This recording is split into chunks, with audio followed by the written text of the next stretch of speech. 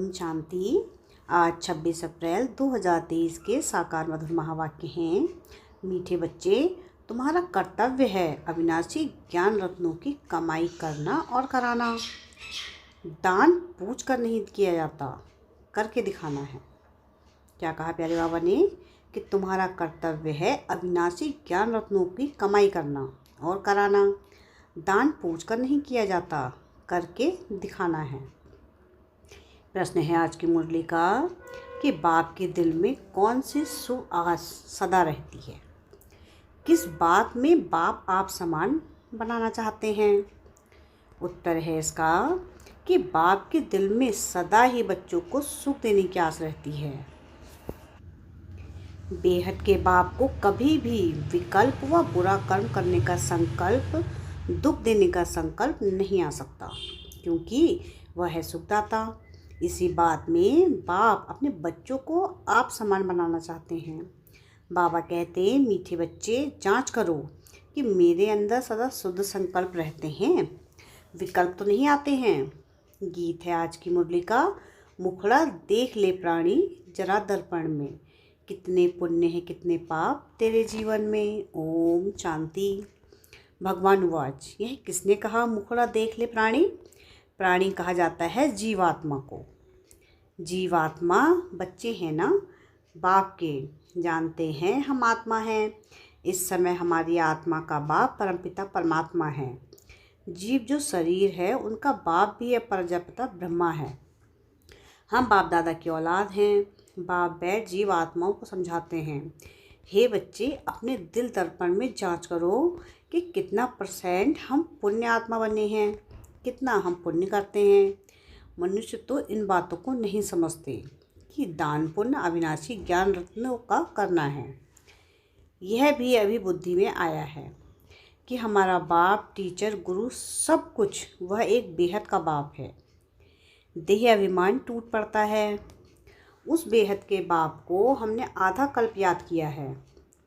याद करना भक्ति मार्ग से शुरू होता है। भक्त भगवान को याद करते हैं, समझते भी हैं कि भगवान एक है। हम आत्माओं का बाप वह निराकार है। साकार बाप तो जानवर आदि सबका है। बाकी है बाबा हमारी वही परमधाम निवासी सच्चा बाबा है। हमको सच्चा बनाने वाला है। पुण्य आत्माएं हैं, सभी सचखंड में रहने वाली हैं। तुम जानते हो जितना बाप के साथ हम बच्चे रहेंगे उतना बाप के सचखंड में हमको ऊंच पद मिलेगा। इसके लिए रेस है। उस पढ़ाई से भी कोई बैरिस्टर बनना, कोई इंजीनियर बनना, कोई पक्का कोई कच्चा, कोई आमदनी लाख रुपया तो कोई 500 रुपये भी मुश्किल पढ़ाई पर मदार ठहराना। अब तुम बच्चे विनाशी ज्ञान रत्नों से भंडारा भरते हो, जो ही काम आना है। धारणा कर पुण्यात्मा बनना है, औरों को भी दान दे पुण्यात्मा बनाना है। दिल से पूछना है हम कितना धारण कर और पुण्य करते हैं। अगर पुण्य नहीं करते तो जरूर पाप आत्मा ही रह जाते। तो अपना मुखड़ा देखना है। पिछाड़ी में बैठने वालों को तो मास्टर भी जानता है, बाप भी जानता है, रजिस्टर से पता लग जाता है। अब वह तो हुई स्थूल बात, यह है गुप्त। मम्मा बाबा धारणा कराते रहते हैं। अविनाशी ज्ञान रत्नों को धारण करो और कराओ। खुद ही पुण्यात्मा नहीं बनेंगे तो औरों को कैसे बनाएंगे। यह कोई दुनियावी बातें नहीं, यह तो है ईश्वरीय बातें। जितना जो साहूकार होता है उतना उनको खुशी का पारा चढ़ता है। धन तो मनुष्यों के पास बहुत है ना, अखबार में भी डालते हैं इस समय फलाना सबसे साहूकार है, नंबरवार तो होते ही है ना। यहाँ तो विनाशी धन की बात नहीं, यहाँ है अविनाशी ज्ञान रत्नों की कमाई करना और कराना। इसे पूछने की बात नहीं रहती, पूछकर दान नहीं किया जाता, करके दिखाना है। बाप कहते हैं दिल दर्पण में देखो हम कितने पुण्यात्मा बने हैं। हम सब नंबर 1 पाप आत्मा थे, पुण्य आत्मा भी नंबर 1 थे। अब फिर ज्ञान का तीसरा नेत्र मिला है, पुण्य आत्मा बन रहे हैं। अब जितना जितना यह ज्ञान धन इकट्ठा करते हैं उतना साहूकार बनते हैं। उस विनाशी धन से हम बेगर बनते हैं, इस अविनाशी धन से हम साहूकार बनते हैं। मट्टा सट्टा यानी अदला बदली करते हैं, तन मन धन सब कुछ बाबा को दे देते हैं। बाबा फिर हमको ज्ञान रत्न देते हैं। इससे हमको तन मन धन सब कुछ नया मिलता है। वहाँ माया होती नहीं जो कोई का मन भटके। यहाँ तो मन माया के वश है। मन सबसे जास्ती हैरान करने वाला है। योग नहीं है तो मन शैतान बन जाता है। देखना है हम बाबा से कितना धन लेकर और फिर दान करते हैं। मम्मा बाबा भी तो तुम्हारे जैसे मनुष्य ही हैं। कान से सुनते हैं, निराकार बाबा इन ऑर्गन से बोलते हैं। निराकार आत्माओं को अपना अपना शरीर है। यह है पुराना कलयुगी शरीर जो दुख देता रहता है। बच्चे जानते हैं बाप आकर हमको सदा सुखी बनाते हैं। बाप मिला है तो अंदर खुशी से तालियां बजती रहती हैं। तब बाहर में भी बजती हैं। पहले संकल्प की ताली अंदर बजती है, फिर बाहर बजती है। पहले अंदर आएगा कि यह करें, फिर कर्मेंद्रियों से कर लेते हैं। तो जांच करनी चाहिए कि हमारे अंदर शुद्ध संकल्प आते हैं व विकल्प आते हैं। संकल्प शुद्ध ख्याल को, विकल्प अशुद्ध ख्याल को कहा जाता है। बेहद के बाप को कोई विकल्प थोड़ी ही आएगा। वह तो है ही सुखदाता। तुम्हारे पास विकल्प आएंगे, किसको दुख देने के व विकर्म करने के। मैं तो तुमको हूबहू आप समान बनाने आता हूँ। यह तो जानते हो बाप हमेशा बच्चों को आप समान बनाते हैं। बच्चों को जन्म कोई दुख के लिए थोड़ी ही देते हैं। दुख तो कर्मों के अनुसार मिलता है। माँ बाप की आस रहती है कि बच्चों को बहुत सुखी रखें, परंतु माया की प्रवेशता है। लौकिक बाप समझते हैं कि बच्चों की शादी कराएं बहुत सुख देते हैं, परंतु पारलौकिक बाप कहते शादी किया माना बर्बादी किया। हम तुमको ऐसा गुलगुल बनाते हैं जो स्वर्ग में तुम शादी करेंगे तो पटरानी पटराजा बनेंगे, झूले में झूलेंगे। लौकिक बाप और पारलौकिक बाप की बुद्धि में देखो कितना फ़र्क है। इस समय माया के संस्कार मनुष्यों में बड़े कड़े हैं, जैसे अजामिल हैं। मैं तो चाहता हूँ बच्चों को इतना सुखी बनाऊँ जो एकदम झूलों में झूलें। बेहद के बाप के दिल के अंदर बच्चों के सुख के लिए कितनी फर्स्ट क्लास आस रहती है। बच्चों को माँ बाप पैदा करते हैं तो माँ बाप को ही फिर सुखी बनाना है। बेहद का बाप भी चाहते हैं बच्चे सुखी बने, परंतु लौकिक और पारलौकिक बाप की बुद्धि में बहुत फ़र्क है। बेहद का बाप कहते हैं एक मुझ साथ बुद्धि का योग जोड़ो और सब लौकिक माँ बाप मित्र संबंधी आदि जो भी हैं उन सबसे बुद्धि का योग तोड़ना है। मैं तुम्हारा सब कुछ हूँ। माया तुमको हर बात में दुख दिलाएगी। मैं तुमको सुख का सागर बनाता हूँ।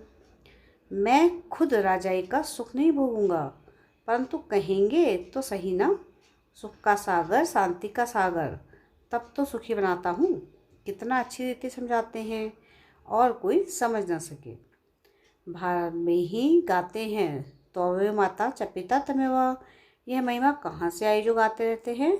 बाप कहते हैं मुझ एक द्वारा तुमको सब सुख मिलते हैं, इसलिए तुमको कहते हैं संग तोड़ो, देह रहे जो भी तुम्हारे संबंधी आदि हैं सबको भूलो, अपने को देही अभिमानी समझो।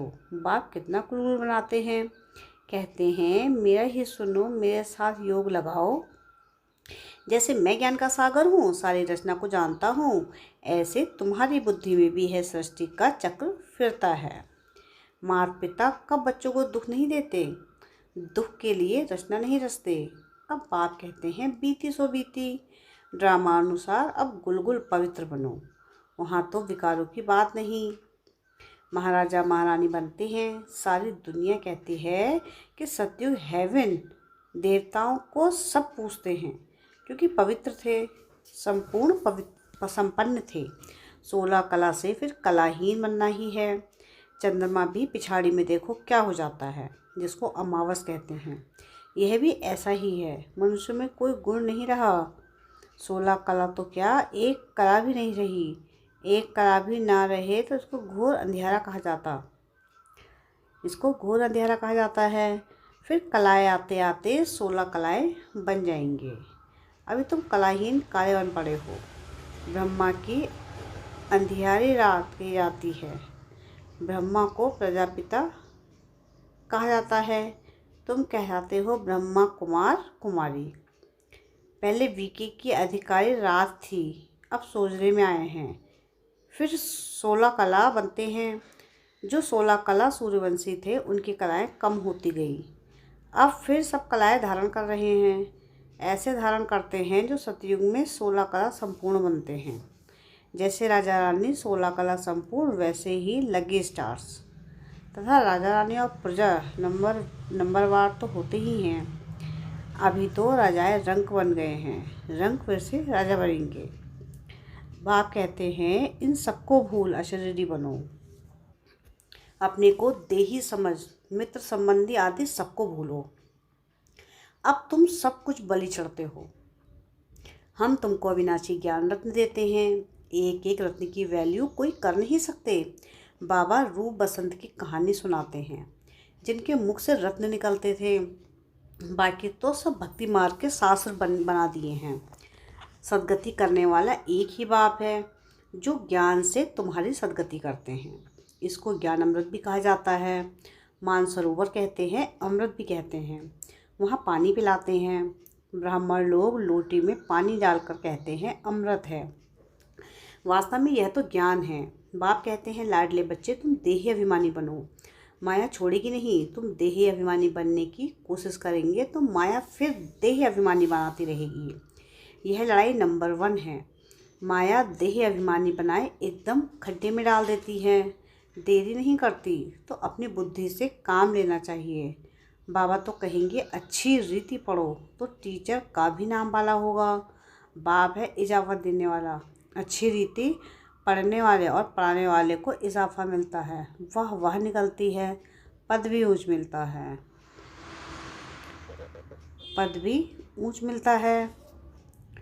पद भी ऊंचा पाना है तो पहले अपने दर्पण में देखो।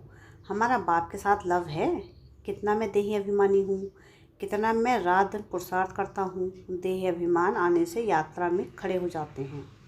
बाप को याद करना भूल जाता है तो और ही 2 कदम पीछे हट जाते हैं। एक तरफ फ़ायदा होता है तो दूसरी तरफ नुकसान भी होता है। देह अभिमानी बनते तो खाता बढ़ता जाता है। माया कहाँ ना कहाँ घाटा डाल देती है। रिस्पॉन्सिबल बच्चे अपने खाते का विचार रखते हैं, नहीं तो कोई दिवाला मारते हैं। यह व्यापार ही ऐसा है, तो जमा भी होता तो ना भी होता। माया भुला देती है ना।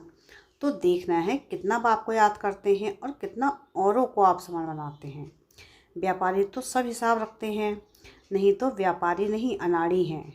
कोई तो बहुतों को सुख देते हैं। बच्चे बाबा को लिखते भी हैं कि फलाने ने ऐसा तीर मारा जो पाप आत्मा से पुण्य आत्मा बन गया। उन पर परिहार जाते हैं। साथ में शरीर निर्वाह अर्थ कर्म भी करना है। गृहस्थ व्यवहार में रहते बाप से व्यापार भी करना है। योग बल से पापों को भस्म करना है और को पुण्य आत्मा बनाना है। यह है सारा बुद्धि का काम। बुद्धि सालिम तब बनती है जब बाप को याद करते हैं, नहीं तो देह अभिमान में मित्र संबंधी याद आएंगे। माया छोड़ती नहीं है। शिव बाबा की मत पर चलते चलते श्रीमत को भी लात मार देते हैं। फिर पद भ्रष्ट बन जाते हैं। अंत में बहुत पछताएंगे, त्राही त्राही करेंगे। अच्छे अच्छे बच्चे तो सबके दिल पर चढ़ते हैं, नाम भी वाला करते हैं। पांडव सेना में कौन कौन महारथी हैं और कौन कौन उस सेना में महारथी हैं, तुम दोनों सेनाओं को जानते हो। यह सभी समझने की बातें हैं। कोई विरले ही श्रीमत पर चलते हैं।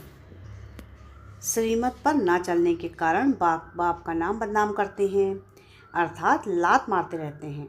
यह है सत का संग। 1-2 को आप समान बनाए स्वर्ग का मालिक बनाते हैं। माया इतना पाप आत्मा बना देती है जो बाप को भी फारकती दे देते हैं। भक्ति मार्ग में सब सजनियाँ हैं। फिर बाप के रूप में अभी तुम बच्चे बने हो, फिर सजनी भी हो, तो सजनी को साजन की कितनी याद रहनी चाहिए। अच्छा, मीठे मीठे सिके लधे बच्चों प्रति माता पिता बाप दादा का याद प्यार और गुड मॉर्निंग। रूहानी बाप की रूहानी बच्चों को नमस्ते। हम रूहानी बच्चों की रूहानी बाप दादा को याद प्यार गुड मॉर्निंग और नमस्ते। शुक्रिया प्यारे बाबा, बहुत बहुत शुक्रिया। धारणा के लिए मुख्य सार है, सार की पहली पॉइंट है कि रूप बसंत बन, मुख से ज्ञान रत्न निकालने हैं। योग से अपनी बुद्धि को सालिम बनाना है। सेकंड पॉइंट है कि बाप समान सबको सुख दे, सुखदाता बनना है। कभी भी दुख देने का बुरा संकल्प व विकल्प नहीं उठाना है। वरदान है आज की मुरली का कि मन को श्रेष्ठ पोजीशन में स्थित कर पोज बदलने के खेल को समाप्त करने वाले सहयोगी भाव। जैसे मन की पोजीशन होती है वह चेहरे के पोज से दिखाई देती है। कई बच्चे कभी कभी बोझ उठाकर मोटे बन जाते हैं, कभी बहुत सोचने के संस्कार के कारण अंदाज से भी लंबे हो जाते हैं, और कभी दिल शिकस्त होने के कारण अपने को बहुत छोटा देखते हैं। तो अपने ऐसे पोज साक्षी होकर देखो और मन की श्रेष्ठ पोजीशन में स्थित हो। ऐसे भिन्न भिन्न पोज परिवर्तन करो, तब कहेंगे सहयोगी। स्लोगन है आज की मुरली का कि खुशियों के खान की अधिकारी आत्मा सदा खुशी में रहती और खुशी बांटती है। क्या है स्लोगन आज का कि खुशियों के खान की अधिकारी आत्मा सदा खुशी में रहती है और खुशी बांटती है। शुक्रिया प्यारे बाबा, बहुत बहुत शुक्रिया। ओम शांति।